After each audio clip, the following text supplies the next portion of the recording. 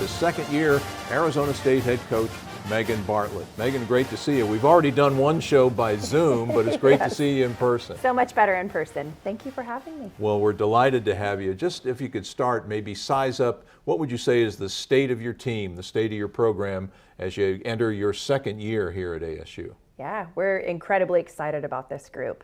The culture, the clubhouse, those things, I'm really, really proud of the progress to this point and the work the girls have put in there.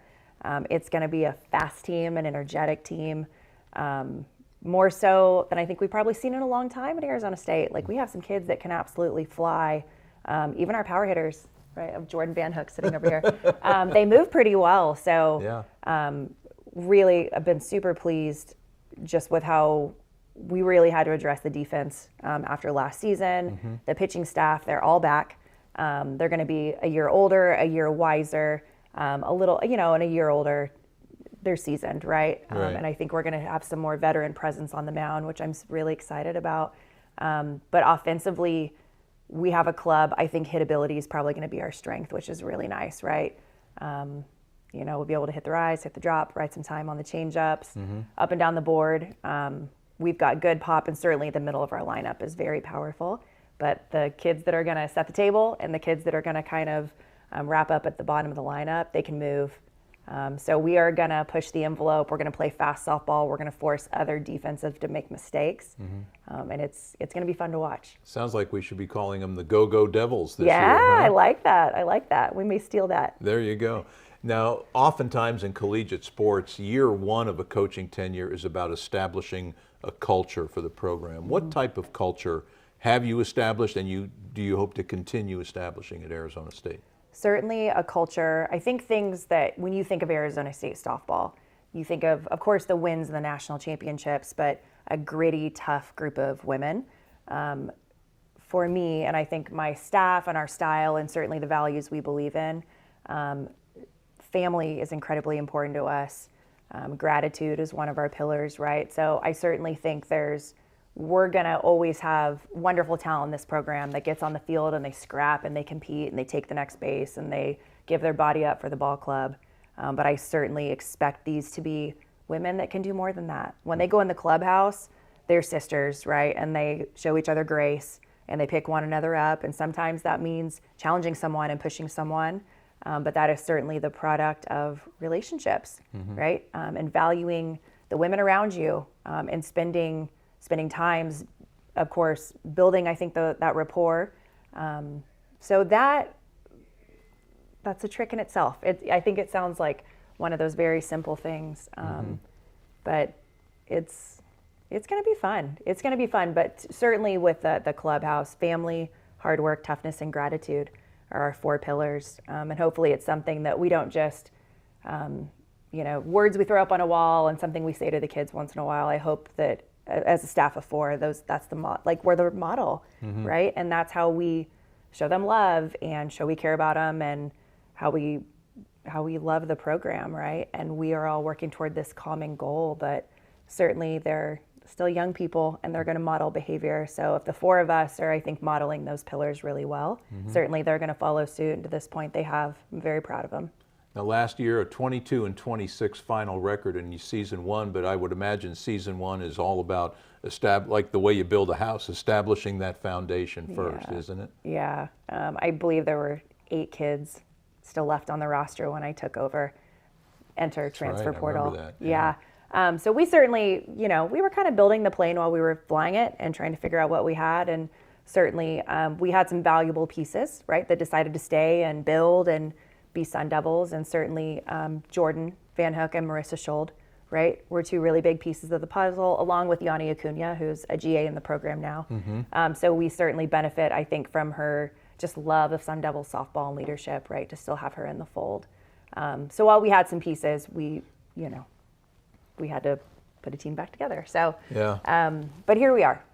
In some ways, you're almost putting the team back together this year because you lose, I think, 6 of your 8 most frequently used position players from a year ago. But one player, as you mentioned several times already, that you will have back happens to be the Pac-12's leading home run hitter from a year ago, and Jordan Van Hook. 19 dingers for the Sun Devils last year from your first baseman. How important is it to your team to have Jordan back and to provide her experience and leadership this year? Oh, incredibly important. Just really, really grateful to Jordan. She certainly could have entered the portal and had 100 phone calls in 10 seconds and could have gone anywhere in the country. And we love her, right? And she loves us and loves the program. And so I think from that level of commitment, and she wants to not just be here and be a good singular player, but Jordan's an incredible teammate, right? And she's a great leader. And I think her parents have certainly done a tremendous job with her, right? Jordan's story is really interesting. Before my staff got here, she was an outfielder, and she was stuck, kind of trapped behind some really good offensive players, but they were just kind of bottlenecked in the outfield, and certainly probably didn't get nearly as many chances, right, as her talent warranted. So by the time we just set her free, and here we go, 19 home runs, and she's an all-region player later. But everybody on that ball club before we got here, literally everybody said Jordan was the best teammate. She was always picking people up. She was cheering the loudest. She was the most gracious. So she was the easiest person on planet Earth. By her time got called, and she's doing all these wonderful things at the plate. I can tell you, if that group of people agreed on anything, it was Jordan, right? And being able to rally behind and celebrate her success. So I sincerely mean that when I say Jordan is just so much more to us in the program, right, than her batting average or her slugging percentage. She really is just a great kid. Yeah. She loves it here, and she does things the right way. But it was so impressive because she didn't really get to play a whole lot at the beginning of her career, but when her name was called last year, she stepped up and performed big time. She did great. Yeah. Yeah, we're excited for the year. Absolutely. She's an easy one, too. You just tell her, she's like, Jordan, you're so good at softball. And then you just watch her go, right? There you go. And she'll get on time, and she'll be scrappy and battle through some at-bats, and but she does. And then she doesn't get it done, she'll be the first person to look at the person on deck and be like, sit on the curb, let's go. First pitch. Wow. Like, yeah, okay. That's cool. So. Now, Jordan is not going to be alone in terms of talent. Megan has brought in a bunch of talented newcomers, 3 of whom received Conference Player of the Year honors from their previous schools and conferences. Let's start by talking about Kelsey Hall, an outfielder that comes in from Boise State. She was the Mountain West Conference Softball Player of the Year a season ago for the Broncos when she hit .385, 11 homers, 52 RBIs. Yeah. Kelsey's dynamic at the plate. She's a solid outfielder. Certainly has charisma, right? She's just one of those people that I think people just naturally gravitate toward. She has a lot of inherent leadership ability, and she can bang at the plate. So we're certainly thrilled to have Kelsey here, and I'm ready to see her start ripping some home runs and Where Sun do you Devil envision gear. her be batting in your order? Somewhere in the middle, 3, 4, 5. We're really honestly pretty blessed with the middle of the order right now. They all have great power, very good hitability, but their patterns are a little bit different, right? So Kelsey, of the 3 of them, probably handles the rise a little bit better. Jordan is certainly an annihilator of drop balls. And then Lily, when she's having a day where she can stay connected, she can hit about anything for good power. So really, as we kind of settle in and the year goes on, certainly in the middle of the order, but they all 3 can all move, but they're probably similar speed and the ability to steal bases. So we're blessed like that. The fact that I don't have a perfect answer right in this moment just means we're going to have an awesome battle, but they'll 3, 4, 5, right somewhere in the middle. Now, she mentioned Lily. Lily happens to be Alicia Denby. She comes in from Fresno State, also in the Mountain West Conference, and she was the Mountain West Defensive Player of the Year. She's an infielder. Where will she play in your infield? Yeah, Lily she'll play shortstop this season. So, position she played. She came to us from Fresno, and actually a dear friend of mine is the head coach there. We played on the Chicago Bandits together. So Lily has certainly been a product of excellent training. Certainly she's a soldier. Like, Lily is an amazing worker. She's incredibly intentful at shortstop. She's got a very sure glove, very accurate arm. She can read and time hops really well, right? So in a really fast game, that's incredibly important because there's not a lot of margin for error in what we do, especially when you play softball in the desert, right? The field's going to play fast, and then really has got great power at the plate. So we are we're pretty thrilled with the addition of Lily. And then from the Western Athletic Conference, ASU brings in a former outfielder from Utah Tech, Tanya Windle, who I believe is from Peoria, Arizona. And she was the WAC's Freshman of the Year last year, and also first team all-conference, and led the Western Athletic Conference with a rather robust .432 batting average. Tell us about her. Tanya is just twitchy and has incredibly fast hands, very good hitability.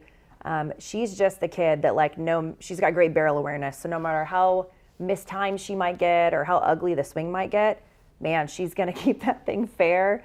And whether she's like roping a line drive into her pull side gap or she's getting just kind of a flare to kind of fall over into the left side, she just has great hitability. She can drop a bunt. She can go to the slap if she needs to, right? She's left-handed, so she does everything from that side of the plate, and she can fly. So Tanya really offensively has got some amazing gifts. We're pretty thrilled. Yeah. Now you return, as you mentioned, one area where you are strong in terms of experience is in the circle. All 5 of your pitchers from a year ago come back, right? Yes. Tell us about those. Well, Mackenzie Brown will be a TBD. We have an injury we need to sort out. But of course, Kylie McGee, our sophomore little superstar, she's going to be ready to go. Kai threw just so funny. She had come off a really injured fall when we got her last year.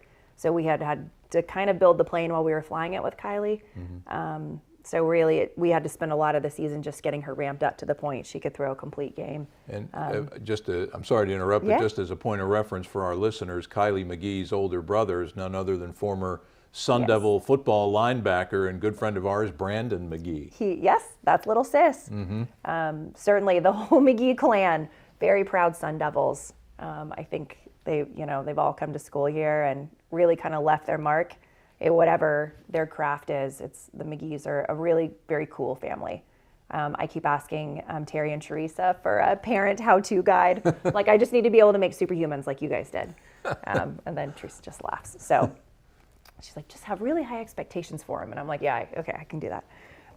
But yeah, Kylie threw a beautiful series at UCLA, really kind of second to last weekend. And then she threw really, really well in the conference tournament. So Kylie's superpower is she gets on the mound and she competes every single pitch. She stays very present. She's very focused. She's got great command of what she does, an excellent changeup. We're very excited about her. Marissa Schold is back. She is now in her 6th year of college. Wow. So Marissa just loved Sun Devil softball so much. She came back to it. She should be Dr. Marissa. But Marissa, same thing. She is a bulldog on the mound. Spins the ball, my goodness, 4 different directions and has a devastating changeup. So we're excited. Marissa, as much as, in her 22, 23 years of life, as much as her body can tolerate, we're going to give her as much time on the mound as we can. Yeah. And they do very different things, right? So Kylie's going to work up and hard for a pretty good velo, and Marissa is going to slow the tempo down a little bit, and she's really going to try and get you out on your front foot and get you to chase. Wow. So I think those two are going to pair up really nicely, certainly in the starting role, and we'll see how that kind of transpires. Mac Osborne really looks great right now. She came to us a year ago from Virginia Tech, one of the better drop balls in the entire country. Certainly good curve. She can flick off a rise. She's worked really, really hard on selling her changeup and keeping it fast. And so Mac threw a lot of really tough games for us last year in preseason, right? She kind of came to us the most healthy and the most ready. So I'm excited. I think Mac can stay this level of intensity and focus. She's going to have a really, really nice year for us on the mound. Yeah. Nico Lupi is a freshman. So she's, the new one to the group, and she's going to be really fun. I will tell you, every week, and she's a tall, broad frame, and she effortlessly just produces power. We'll see. What I watched last Saturday, I was like, okay, as she gets older, she's really going to be able to help us. She has a cutter. She can throw at 3 different levels. Coach Manley's taught her a little bit of a changeup, and she was really just kind of cruising an easy working speed of 68, 69 last weekend, and I'm like, okay, right, like we may have something special here. Certainly there'll be some growing pains in that. She's got to figure out what it means to compete at a really high level, but we're excited about Mika. And then Deborah Jones looks very different than the rest of the staff, right? She's 6'2", she's tall, she's long, and really she works mostly down and multiple off-speed pitches, and she is really going to get you out on your front foot, right, and force you to chase a ball that's kind of diving down. She throws a knuckleball, which I think is a fun fact. You really don't see it very often, if at all, in the women's game, but she's got huge hands. Her dad's literally, Dave's 7 feet tall, so like, oh my goodness. She comes from a family of giants, but her hands are so huge that she can literally like get so much, right, skin on the ball and grab the seams that the catchers hate it because does the it's ball hard to float hit. like it does in baseball? It does, Yeah. actually. And it drives the catchers crazy because it does something right a little bit different every time because it's not spinning. Do your catchers use the oversized mitts in those situations? No, we make them suck it up and use their mitts. Oh my goodness. So it's hard to hit, but I think sometimes it's just as hard to catch. So Yeah, I think yeah, so. but she's fun. They all complement each other really, really well. None of the two of them, their tempos are all very different. The skill sets are different, but they're going to be fun to watch. It'll be fun to watch them develop as a group. And once again, Pac-12 appears to be loaded in softball in 2024. Yes. Last year you had UCLA winning the regular season championship. Utah came away with the title in the first ever Pac-12 softball tournament down in Tucson. And Utah, Washington, and Stanford all ended up in Oklahoma City at the Women's College World Series. How does the league look to you this year? Just as tough. Yeah. Just as tough. Stanford has a dynamic pitcher. I believe it's pronounced Nigeri Kennedy, and she is the real deal, right? She is 72, 73 working speed in game, great rise, great curve, command of her changeup. So, and she was just a freshman last year, which is Wow. amazing to think of, right? So they're going to be quite tough. And then, of course, Washington, UCLA, always really, really solid. And then, it is actually funny. There's arguments to be made. It's the best softball conference in the country. So we're certainly sad to see it go. It's it's been an honor and it's been fun to be a part of. Yeah. I grew up watching the great Pac-12 battles in the World Series, right? Yeah. The Swingquist, Mike Candrea days of UCLA and Arizona, and that was one of those core memories and like formative moments, right? You're sitting in your living room and you're like, I can do that. I can be those. I can be those girls, those women. And I'm sure the Arizona State teams of 2008 and 2011 got a lot of Funny. fans, I have seen Katie Burkhart and Dallas Escobedo both in the last week. So obviously, well, I don't know if you know this. So Kylie, we're back to the McGee family. Kylie's older brother, Chris, married Dallas Escobedo. Did not Right? know that. Who won the 2011 Natty. Yep. And the wonderful Katie Burkhart, now Gooch is her married name.